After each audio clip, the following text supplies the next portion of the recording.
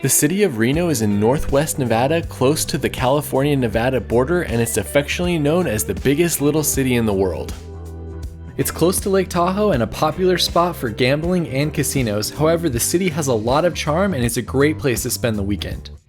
I visited Reno while on a road trip along Nevada's loneliest road, and here are some of my favorite places to see in the city. Let me know what I left off in the comments. My first recommendation is the Riverwalk.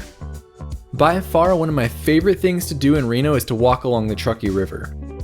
There's a great path that goes along the water and takes you past city parks and many different art installations.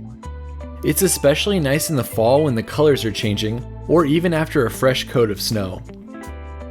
I love this outdoor aspect of the city, and I always walk along the river trail whenever I visit. My next recommendation is to see the downtown Murals. Reno is a huge art town with art and murals all over the downtown part of the city.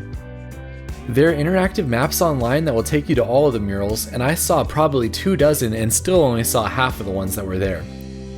It's a great way to spend a half day in Reno, plus many of them are in the Midtown area as well, which is great for food and coffee.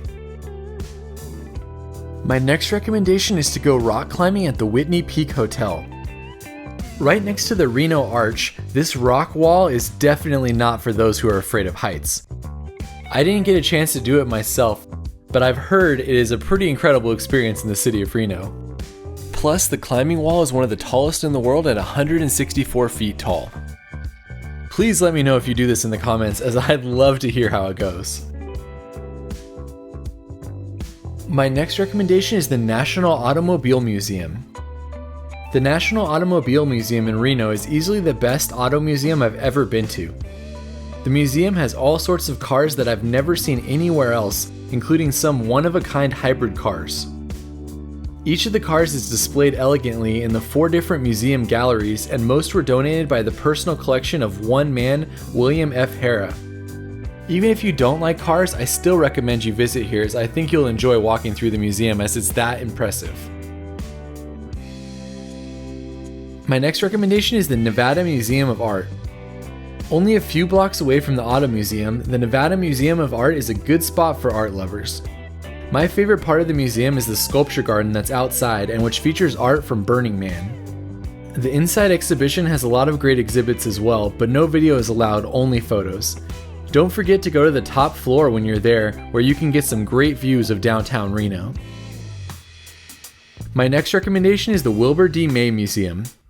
The Wilbur May Museum is the last museum on this list. This museum features the personal collection of one man who was an artist, rancher, hunter, philanthropist, and traveler.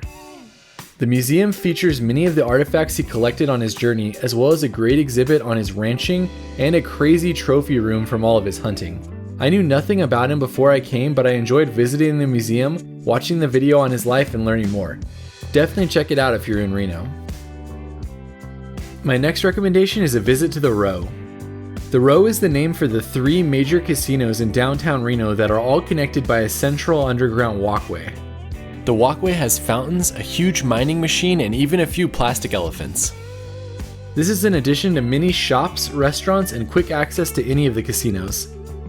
It's a fun spot to walk around, especially when it's cold outside.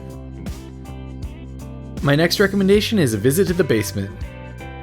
The basement is another fun collection of shops, restaurants, a cafe, and a speakeasy. It is located in the bottom floor of a small building in downtown Reno and across from the famous Believe sign and Space Whale. I like going down here as it feels like you've escaped the city when visiting this area, and they have great art along the walls as well. Plus, the coffee shop in there always makes a mean latte. My next recommendation is a visit to Junkie. Junkie is one of the best secondhand thrift stores I've ever been to. It has an overwhelming amount of crazy stuff to see, and it's said to be the spot that people get Burning Man outfits from or drop off their outfits at after spending the week in Black Rock City. Either way, it's an overload for your senses to walk through the store, and I loved every minute of it. It's especially good around the holidays when they have lots of fun Christmas stuff to see as well. My last recommendation before talking about food is a visit to Virginia City. If you want to get a little bit outside of Reno while you're there, then consider the 25-minute drive over to Virginia City. This historic town is the site of one of the most famous mines, the Comstock Lode, and it has been able to maintain that historic old-school charm. The city has a great museum called The Way It Was and tons of saloons if you want to drop by for a drink. It's a great half-day adventure and it really feels like you're visiting the Old West. Alright, as promised, here are 3 restaurants that I recommend in Reno. The first is the Depot Craft Brewery and Distillery. The Depot is an awesome spot housed in an old train depot built in the early 1900s and that makes great beer and spirits. They even have an alcohol that they distill from beer that's stored in bourbon barrels. It's a fun spot to get a drink while in the city, and they also have food as well. I would recommend stopping by on the weekend when they're serving brunch. My second restaurant is a visit to Brothers Barbecue. Whenever I travel, I always try to find good barbecue, and Brothers fits that bill. Brothers is located inside an old house, and they have a menu with the available meats on the board outside. I highly recommend you go on a day when they have the beef ribs though. The beef ribs here are some of the best I've ever had in my entire life. Even if they don't have the ribs, you can't go wrong with the brisket and mac and cheese though either. My last recommendation on this list is a visit to Perrin Bakery. Perrin Bakery in Midtown is another favorite spot of mine in Reno. This place is a mecca for baked goods, with flavors changing often and always something fun and new to try. I love any of their twice-baked pastries, but I always go in ready to try something new. Plus, they are next to a great coffee shop and a lot of murals as well. So there you have it, my list of places to explore and eat in Reno.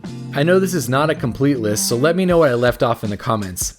Thanks for watching, and we'll see you on the next video.